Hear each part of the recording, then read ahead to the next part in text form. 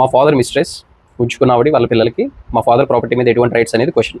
Pushpa movie చూసే ఉంటారు, Pushparaj and వాళ్ళ మదర్ అలాంటి రిలేషన్లోనే ఉంటారు అతనితో. సో ఇక్కడ ఫ్యాన్స్ ఎవరు హర్ట్ అవుతుంది, జస్ట్ ఫర్ ఎగ్జాంపుల్ చెప్తున్నాను అంతే.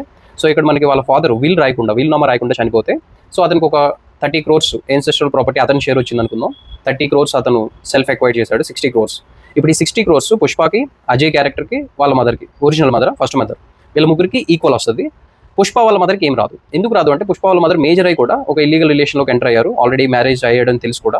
సో ఆవిడకి ఏం రాదు. But children Born out of that such relation, వాళ్ళు పనిష్ చేయకూడదు, వాళ్ళు ఇన్నోసెంట్ కదా అనేది మన లా రీజనింగ్ అనమాట. సో వాళ్ళకి పుష్పకి షేర్ వస్తుంది. ఇది ఇప్పుడు వీలునామా రాయినప్పుడు. దీనికి సంబంధించి ల్యాండ్ మార్క్ జడ్జ్మెంట్ కూడా ఉంది, రేవంత్ సిద్ధప్ప వర్సెస్ మల్లికార్జున్.